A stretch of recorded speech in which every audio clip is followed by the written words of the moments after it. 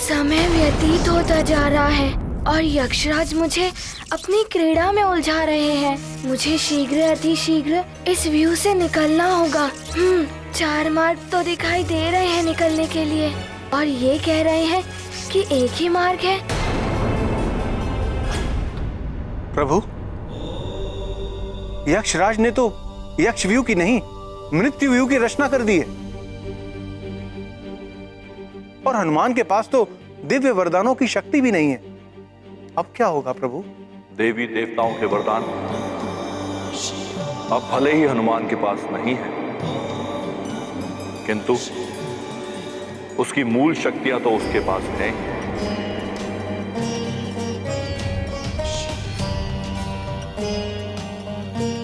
रुद्राक्ष होने के कारण अपनी देह का आकार बढ़ाने या घटाने जैसी लघिमा, गरिमा, महिमा आदि अष्ट सिद्धियां तो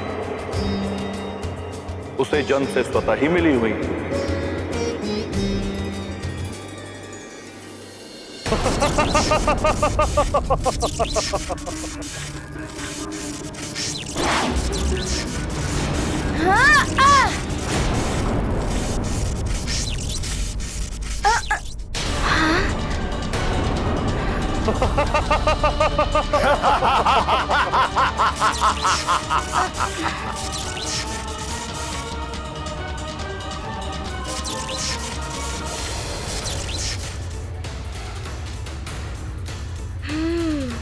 तो ये बात है, ये उचित मार्ग नहीं है।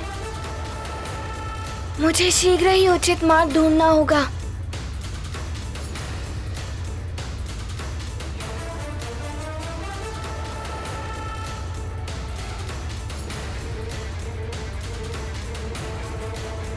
यहाँ से तो इस व्यू के समस्त घेरे नहीं दिखाई दे रहे हैं।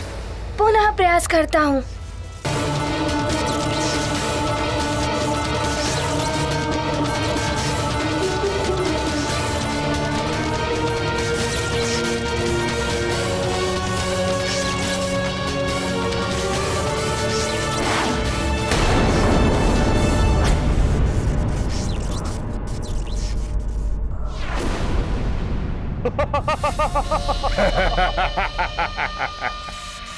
अब स्वर्ग की समय सीमा तक तो क्या, तुम अपने जीवन के अंतिम समय तक इसी यक्ष व्यू में फंसे रहोगे वानर, और इसी में तड़प तड़प कर अंत हो जाएगा तुम्हारा।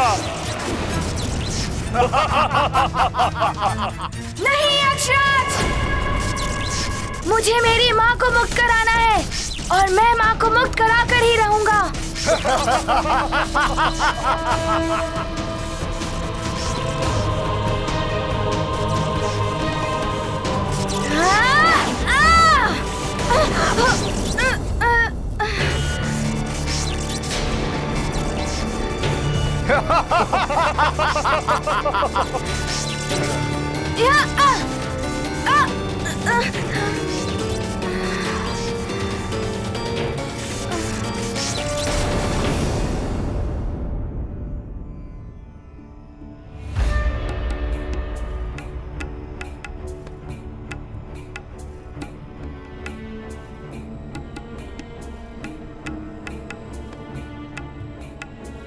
महारानी जी और उनकी माताजी बालकों के साथ झील की ओर क्यों जा रही हैं?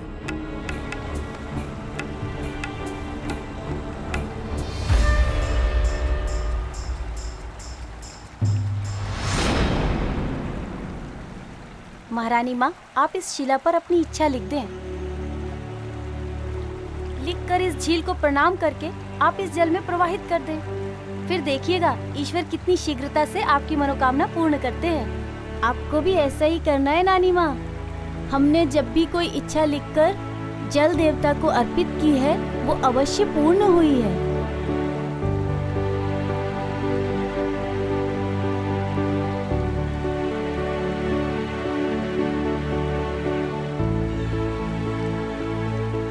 लीजिए, इस खड़िया से लिखिए।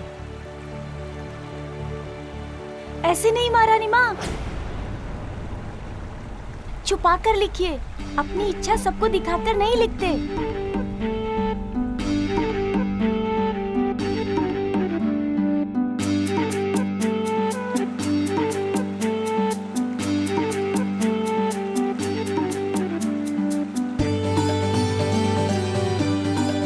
हनुमान अपनी माता को लेकर सकुशल लौट आए। हे प्रभु, हनुमान के शीघ्र लौट आने की हमारी ये इच्छा पूर्ण करें आप।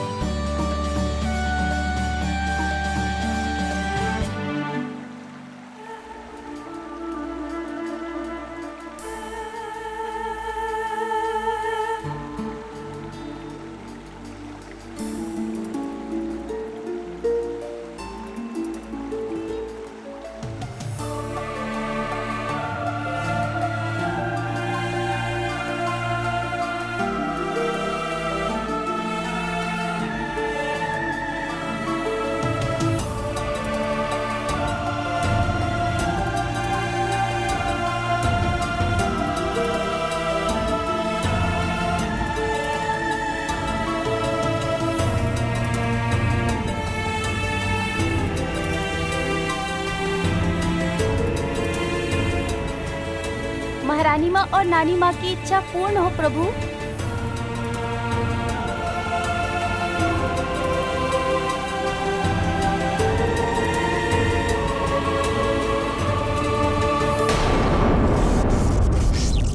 क्या करूं मैं?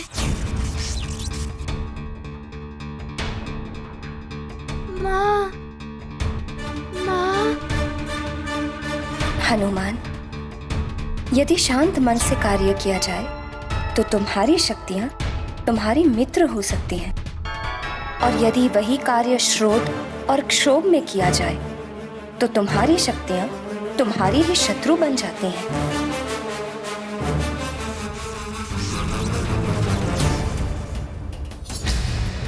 माँ ने जो सीख दी थी उसका पालन करना होगा। क्रोध और अनर्थक शीघ्रता में आगे बढ़ने से तो घायल ही हुआ मैं। इस प्रकार कैसे मैं उर्वशी मौसी और ऋषिवर जी को यहाँ से ले जा पाऊंगा और कैसे अपनी माँ को मुक्त करा पाऊंगा? मुझे शांत मन से इस व्यू से निकलने का उपाय सोचना होगा।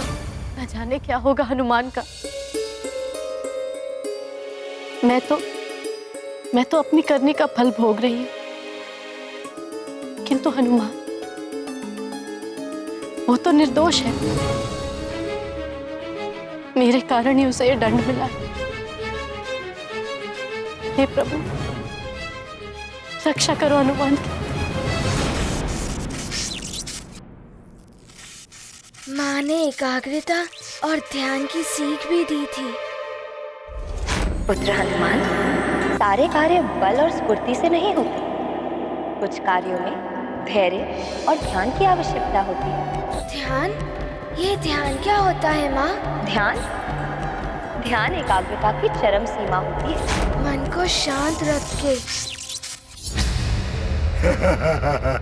एकाग्रता और ध्यान से कार्य करना होगा, तभी इस उलझन से निकलने का उपाय मिल सकता है। क्या हुआ महाबली? कहाँ गया तुम्हारा बल? इतने में ही शिथिल पड़ गई तुम्हारी देह। व्यू की रचना को जाने बिना आगे नहीं बढ़ा जा सकता, किंतु यहाँ से तो पूर्ण यक्ष व्यू को देख ही नहीं पा रहा हूँ। अपना आकार घटाकर इस व्यू की रचना को देखा और समझा तो जा सकता है।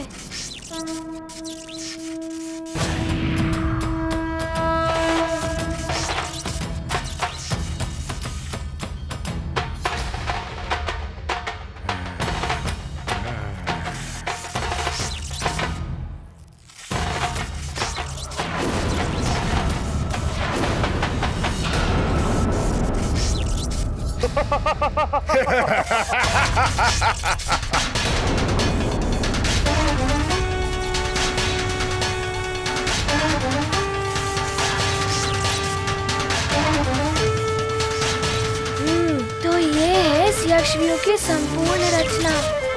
अब पूर्ण एकाग्रता और ध्यान से इस व्यू की रचना को मस्तिष्क में बिठाना होगा।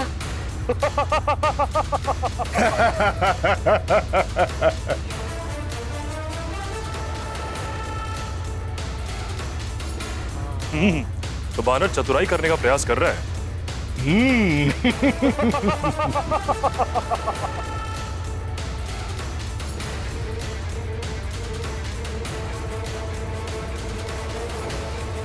अरे हम भी अपनी इच्छा इन शिलाओं पर लिखेंगे। हाँ, मैं भी लिखकर जल में प्रवाहित करूंगा। हम भी लिखेंगे प्रभु, हमारी भी इच्छा पूरी करेंगे। ये तो उत्तम विचार है। चलो चलो।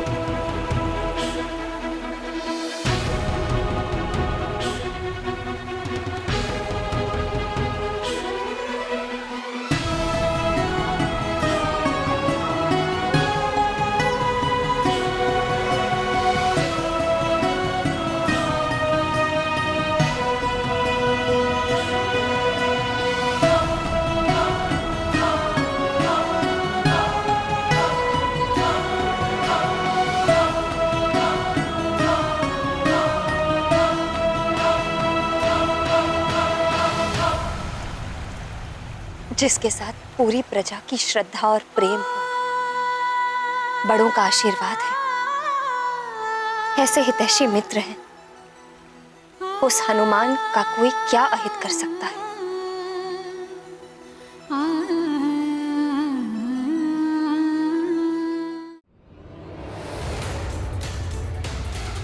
जी भर के देख लो वानर, तुम अपनी देह छोटी करके भी इस यक्षव्यूह से नहीं निकल पाओगे।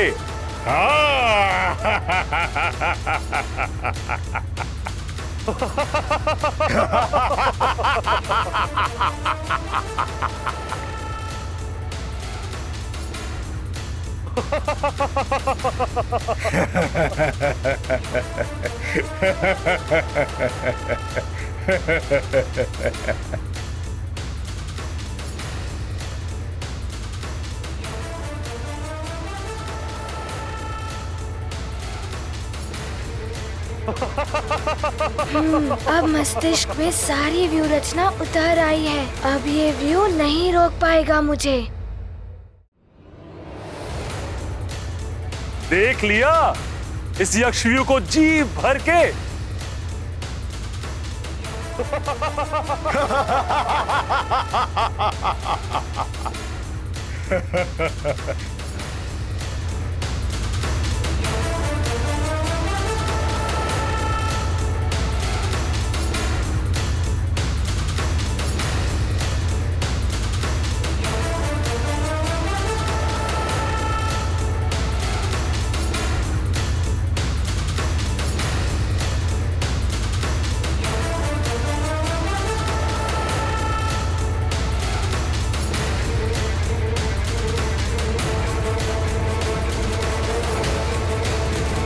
मैं दैत्य गुरु हूं, तुम्हारा सेवक नहीं कि जब चाहो तुम मुझे बुला लो।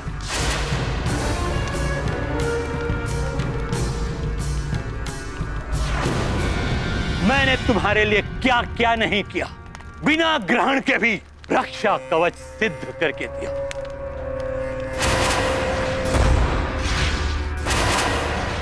तुम्हारे कहने पर अपने कर्तव्यों के विरुद्ध जाकर अपने ग्रह दशा परिवर्तित की, और तुम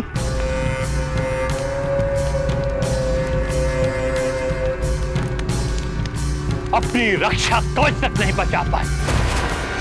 क्षमा करे, क्षमा करे दैत्य गुरु। भले ही मैं अपना रक्षा कवच नहीं बचा सका, परंतु परास्त होकर पीछे भी नहीं हटा था मैं, और अब भी शांत नहीं बैठा हूं मैं। उस नारायण के नर रूपी अवतार को ढूंढने के लिए अपने विशेष गुप्तचर योद्धाओं को भेजा है। अब नारायण अधिक समय तक नहीं छुप पाएगा, परंतु इस बार पहले जैसी मूर्खता मत कर। दैत्य गुरु, शांत हो जाओ रावण, शांत हो जाओ।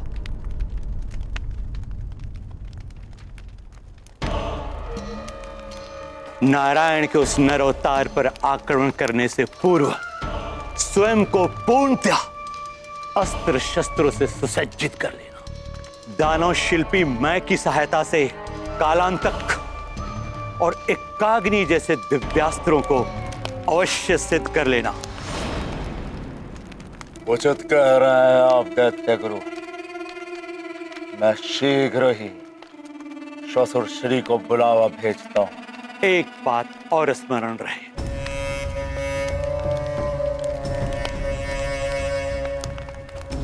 शिव जी की भक्ति ने ही तुम्हें शक्ति प्रदान की है और उनकी शरण कभी मत छोड़ना। शिव जी से जो मिलना था मिल चुका है, अब वो और क्या देंगे? उस दिन भी वो उस वानर और मेरे बीच यदि नहीं आते तो वानर मेरे हाथों मारा जाता। वो नहीं मारा जाता, तुम मारे जाते हनुमान के हाथों। उन्होंने तुम्हारे प्राण बचाए हैं रावण। रावण, इस अहंकार के आवरण को हटाओ अपने नेत्रों से और सत्य को देखना आरंभ करो। हरा कल्याण।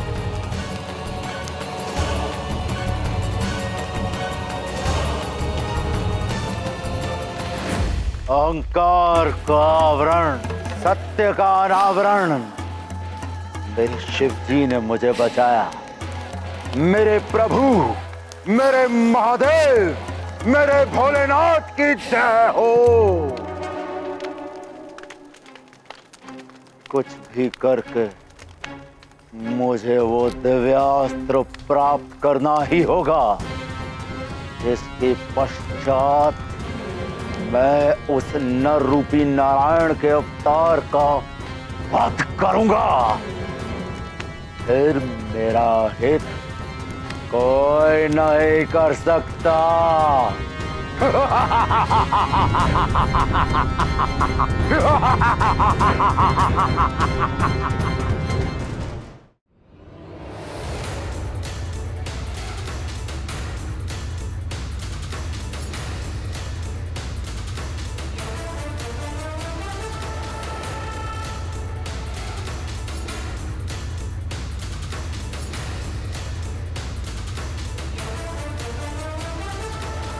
ये क्या?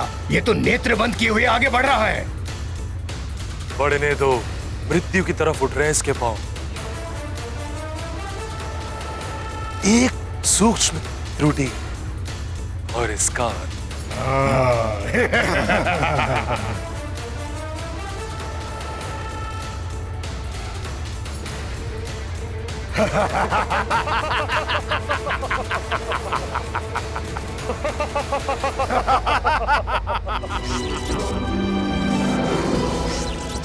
ये तो तीसरे घेरे तक आ गया। इसने यक्षव्यूह की रचना को समझ लिया। मैं इस यक्षव्यूह की रचना को ही परिवर्तित कर दूंगा। फिर नहीं निकल पाएगा ये इस घेरे से।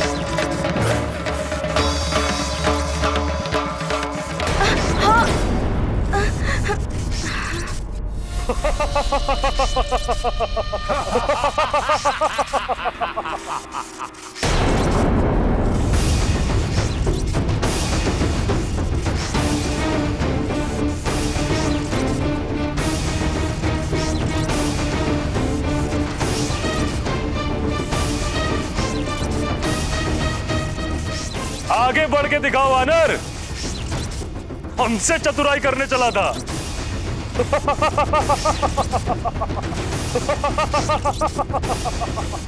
इस समय मेरे पास भले ही वरदानी शक्तियाँ नहीं, किंतु माँ का आशीर्वाद अवश्य है। मैं युद्ध करूँगा।